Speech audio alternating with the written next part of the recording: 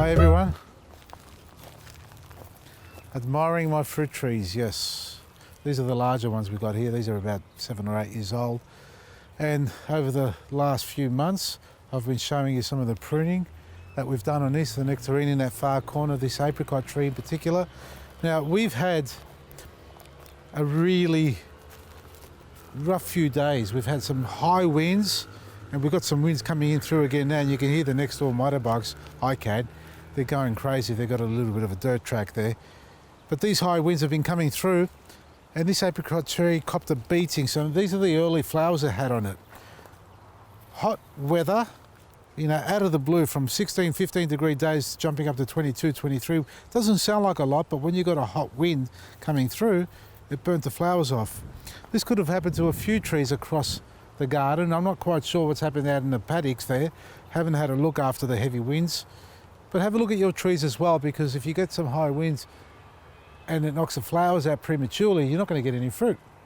And you'll be sitting there for the rest of the season waiting for something to appear, and unfortunately it doesn't. Now you can see there's more flowers coming on, so they're a little bit later on this side there. It didn't flower all at once, but that's the apricot tree. I'm just happy that it's still alive, because it went through hell and back, almost lost it. So I didn't expect to get any fruit this year, and if I do, you know, maybe half a dozen to a dozen to start with, because it's all new growth on that. Have a look at this pear tree. Now last year, again, hot weather, summertime, cooked the top off it with the high winds again. Hot northerly winds burnt it all off. Now, I've cut this back pretty hard, or yeah, pretty hard, let's say. I've taken it right down and I've made it into little stubbles, trying to get a lot of spurs to grow, fruit bearing, and we've succeeded pretty well in most places here. Pear and cherry slug will attack both your cherry and your pear tree, defoliating it basically, and it can cause it to drop its fruit prematurely. Now, I'm going to spray it with CGWS, which is our citrus guard white spray. That works tremendously well in controlling citrus gall wasp, and we've had some great success with codling moth and pear and cherry slug. They can't eat through the actual white film that it leaves on the foliage, but you can't spray when it's in flower. Now you can see this is coming into bloom. I can't spray it now because there's colour showing, and I have to wait until the flowers finish and set fruit before I start applying. So that's the period of window where the insect has the opportunity to attack, if we're talking about codling moth, because it can lay its eggs on the petals of the flower and submerge into the fruit as it sets, or it can lay it straight away just before the buds open up and wait for the fruit to come on it as well. So there are many cycles of that insect that attack it, and the time where we can't spray is obviously when it's in bud and flower stage. But we'll be monitoring this. Now we may have a bit of death somewhere here and there.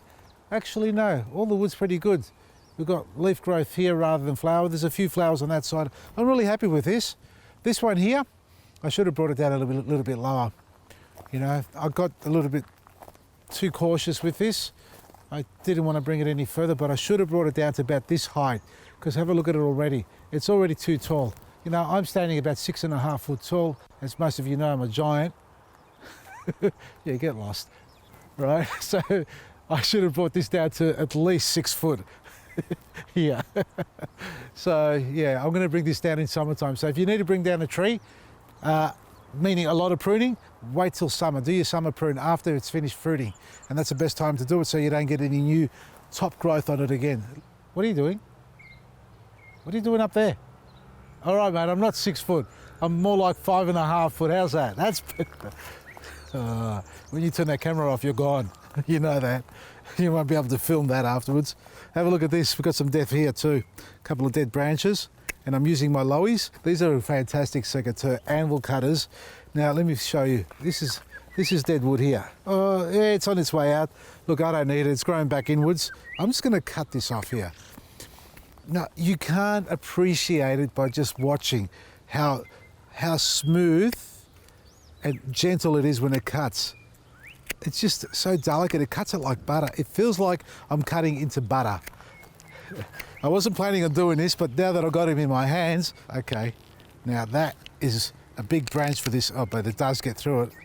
Once you break through, that branch was, obviously that cut I just did there was way too big for the secateur, but something, even this here is bigger than it should be, but it's still going through it. I reckon if I had a normal bypass secateur, I wouldn't be able to get through that. But this stuff here, which is it's designed for, look at that. I can make my own mulch here. Love it to death. Easy to cut. Anyway, that's the Lowy. If you need to spray your trees, wait till the flowers finish so that you can apply your fungicide or insecticide. Don't do any spraying even at this stage now when you've got a little bit of bud swell, because that can cause the flowers to prematurely fall off, and you don't want to affect the pollination on the tree as well. Now, if you've got traps, I've got my fruition trap here. Now this is, wow, what's it got here? I haven't got my glasses on. I need to take this inside under a microscope and see if I can see any fruit fly. I dare say I haven't got any fruit fly on this because I only hung this up about 1 or 2 months ago, just as a trial. But look, it catches all sorts of things. Hasn't got any bees, all the beneficial insects that we want to keep flying around, so that's important. Now, if you've got fruit fly in your area, in the northern parts of Australia, get them up there now. Get your fruition fruit fly traps up now, because you need to get a stronghold. And it's not just your fruit trees. I know they go into lots of different fruit and vegetables as well. So get them up there. These do work 100 square meters, which is 10 by 10, or 1 in every tree if you like, to succeed in that. Now, oh, this is in my way. Look at that. I've got no room here. Whoa, I didn't even cut this back down. What happened? Forgot to cut this back down. Now we're going to cut this back down to 6 foot. Take that off, take that off, take that, and that. Okay, for now, and back in summertime. So we've brought these to life. Come to the other side.